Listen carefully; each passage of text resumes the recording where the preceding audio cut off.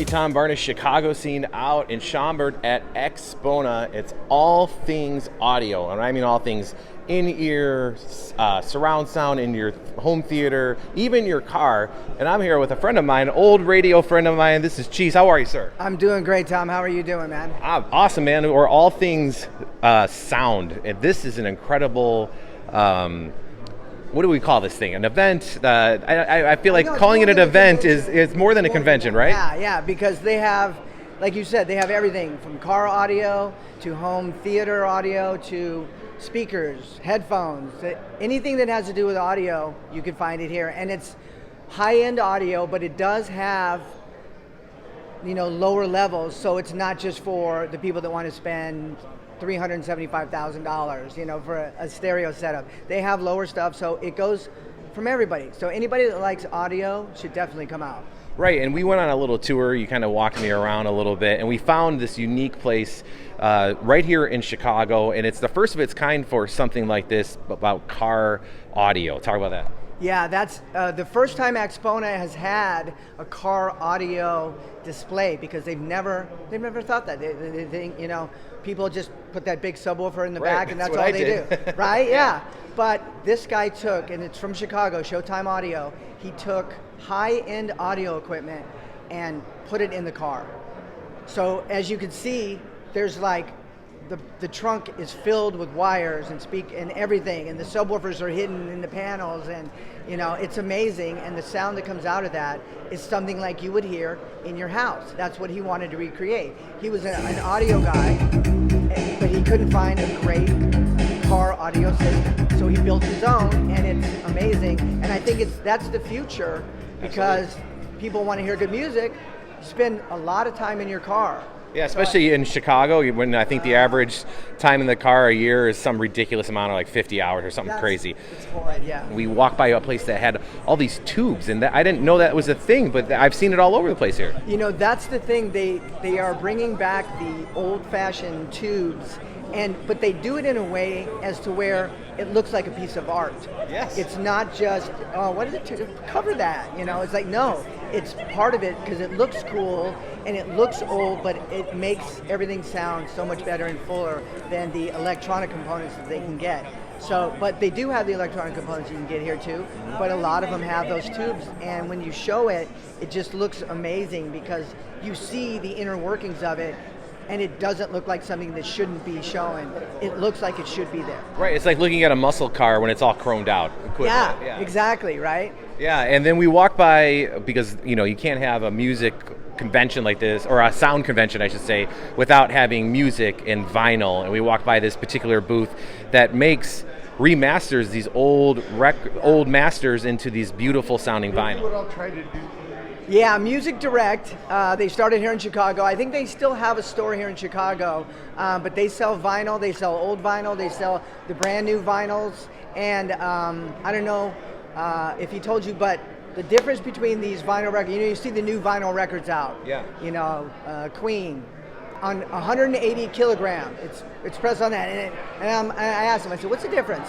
My old vinyl, he goes, that's the difference right there. Right. He goes, they weigh more, you get more sound, they can put more sound into the grooves, and there's no vibration, and then the turntables that we went and saw. Yeah, the turntables for sure. There's a whole row of them. They're made up in Wisconsin, Delavan, Wisconsin, I believe it was, where that's incredible, and handcrafted here in the U.S. The amazing thing about turntables is that they've become, just like the speakers and stuff, they've become a work of art.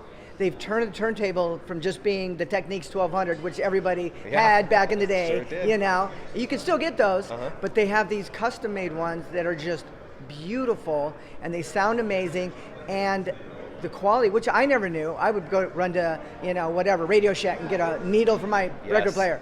The needles they have are different. They're deeper. They get deeper into it, and you get more sound out of it. So turntables have become way past the Technics 1200. They've just amazing turntables nowadays. Yeah, I talked to one of the reps here, and they even mentioned that they're using aluminum that is great for airplanes in the products, in the design of the thing, and they have the engineers here on staff for people to talk about. Truly a really cool thing, for sure. as we walked through this whole thing, we walked into this home theater, and this home theater system was outstanding, and they had a little setup outside of the Big Daddy one that I'll let you talk about in a second, but we sat down in a room where we listened to music in a way I've never heard it before. What is that? It was amazing. That's what it was. It was amazing. But what it is, it's called Atmos, ATMOS. They're taking the old master tapes and they're remastering them in a way to where the music is all over. Like we were listening to Bohemian Rhapsody and Silhouette, and it's like it's all over. And you even said, I am hearing things on this song that I've never heard before. Right. And that's the thing about it. It's like watching the new Spider-Man movie. Right. I didn't see that the first time I saw it. You know, it's like that. I didn't hear it the first time. Except you've seen this or heard this 50, 100 times, 1,000 times in your life. I've listened to this record a million times, Right. and I never heard that part. Yeah. You know, it's amazing. I haven't put on When Doves Cry by Prince because I'm a huge Prince fan. And at one point I go, okay, this has to be a joke. Prince is standing right behind me. And I even turned around, I go, just because it sounded like Prince was standing right behind me singing. It's just amazing that home theater says that. Yeah, and that one that we saw was a little bit on their floor model, I should say, but it was their base model. Yeah. But then the Big Daddy in the room that costs a little bit more. How much was it?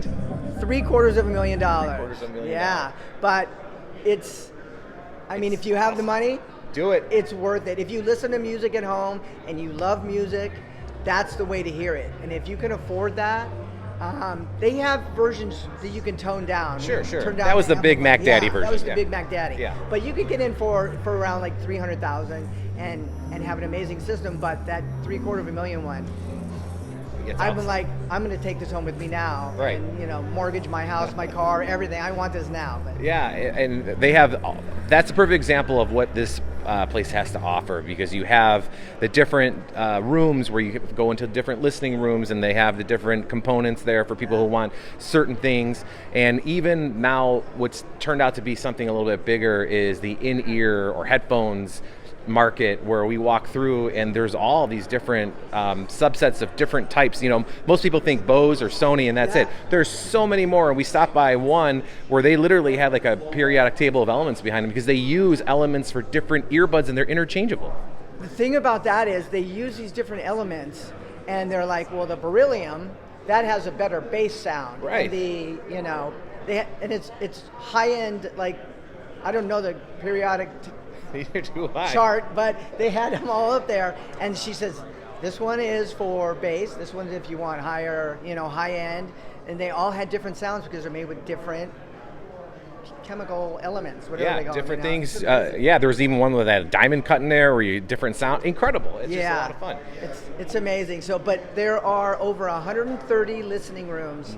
Like the one we saw with the Big Mac Daddy, there's 130 of those rooms located on all the way up to the 16th floor. 14, 15, 16 is listening rooms. 3 and 4, floors 3 and 4 listening rooms, where you can come here and listen like someplace that is your house. Right, they even have little listening booths within listening rooms. It's incredible. It's amazing, but that way you get to hear it in a house-like setting. Yeah. Not opposed to like you're at, a big box store and they're playing it. Hey, it sounds great, huh? And you're like, yeah, the ceilings are 80 feet tall. Right. I'm in a giant warehouse. No, it doesn't sound amazing, you know? But when you hear it in that small space, you could really, it changes it, And right now we're in the middle of the first day. This goes through Sunday. And for people who want tickets to this, because you have to have tickets, what's the best way for them to do that? If you're going to come tomorrow or Sunday, you can still get tickets online, AXPONA.com, AXPONA.com. And if you want to come today, you can still come. Get tickets here at the door. You can get a 3-day pass. You can get a 1-day pass. And Friday and Saturday night. Tonight, Chicago blues man Toronzo Cannon will be playing, who's We've done lots of work with him at WGN over there. Steve Sanders did a whole piece on him. He started playing guitar at the age of 22. Which is late for in life. Late. Yes. I talked with Bo Diddley. I had the pleasure of interviewing Bo Diddley. He made his first guitar when he was 10 out of a cigar box and some strings, you know what I mean? Yeah. But he started playing at 22, which tells you he was meant to do that. Absolutely. You know, he was a bus driver here in Chicago. That's right, he was, CTA. And now he's like one of the top blues artists in the country. And then on Saturday night, which the last 2 shows this lady did were sold out shows at Carnegie Hall. Yeah. And she travels around the world. Lori Lieberman, she's the one that wrote Killing Me Softly. And it started out as a poem.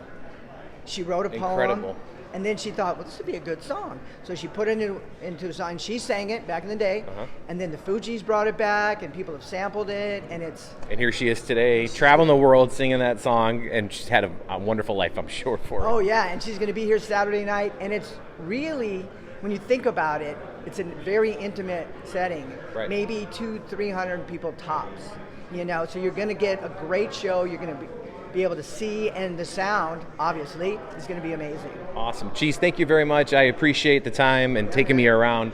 And keep up the good work, my friend. Thank you. You too. Love it. Awesome. All right, that's the Chicago scene out here at the Schaumburg Convention Center, TBARNAS at WGNTV.com.